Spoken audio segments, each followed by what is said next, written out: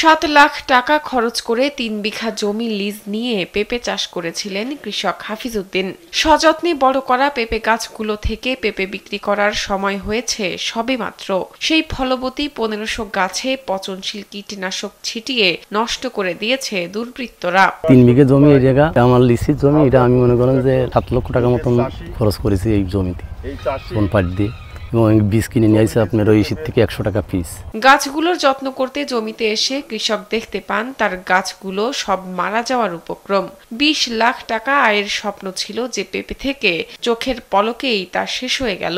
মাথায় ঋণের বোঝা নিয়ে হতাশ হয়ে পড়েছেন কৃষক হাফিজ। আমার এসে দেখে আমি নিচে হততম্ব হয়ে গেছি যে একজন কৃষক মাথার ঘাম পায়ে ফেলে এত কষ্ট করে এই যে পেঁপে চাষ করেছে, কেন কিসের জন্য এই 3 বিঘা জমি একদম ফুল এইভাবে একবারে মারা গেল। এই ঘটনায় চাঞ্চল্য ছড়িয়ে পড়েছে এলাকায়। দরিদ্র কৃষকের এমন ক্ষতিতে হতবাক এলাকাবাসী। তার নিজের জমি না, অন্য লোকের জমি লিজ নিয়ে সে পেঁপে চাষ করেছে। পেঁপে অলরেডি ধরেও গেছে, ভাঙাও শুরু করেছে। কোনো দুর্বৃত্তনের কারণে এই গাছগুলো এভাবে মারা গেছে কিনা এটা আমরা এখনো নিশ্চিত না। ঝিনাইদহের শৈলকুপা উপজেলার ঝাউদিয়া গ্রামের এই ঘটনায় অন্যান্য কৃষকদের মাঝেও আতঙ্ক বিরাজ করছে। গ্লাইফোসেট নামক তরল বিষে এ ধরনের ক্ষতি হয় বলে জানান উপজেলা কৃষি কর্মকর্তা আরিফুজ্জামান। অন্তত 3-4 দিন আগে কৃষক হাফিজ বিশ্বাসের বাগানে দুর্বৃত্তরা বিষ প্রয়োগ করতে পারে বলে ধারণা করছেন এই কৃষি কর্মকর্তা। কৃষককে আর্থিক সহায়তারও আশ্বাস দেন তিনি। আমরা প্রাথমিক যে তথ্য নিচ্ছি, আরও বিস্তরভাবে গবেষণা করে আমরা দেখে তারপরে সিদ্ধান্তে উপনীত হব যে এটা আসলে কি কারণে হয়েছে।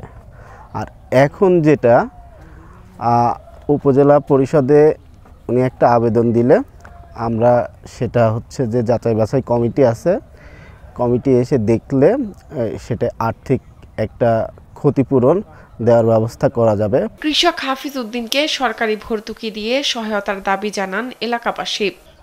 এই কৃষক একেবারেই নিঃশেষ হয়ে গেছে, এর আর ঘুরে দাঁড়ানোর কোনো সুযোগ নাই, ঋণ পরিশোধ করতে পারবে না। এই জন্যে আমরা সরকারের কাছেও বলবো, আমার শৈলকুপা উপজেলা প্রশাসনের কাছে আমরা বলবো, অনুরোধ রাখবো যে এই কৃষককে সরকারি কায়দায় ভর্তুকি দিয়ে আবার নতুন করে যাতে সে আবার পেঁপে চাষে সফলতা অর্জন করতে পারে।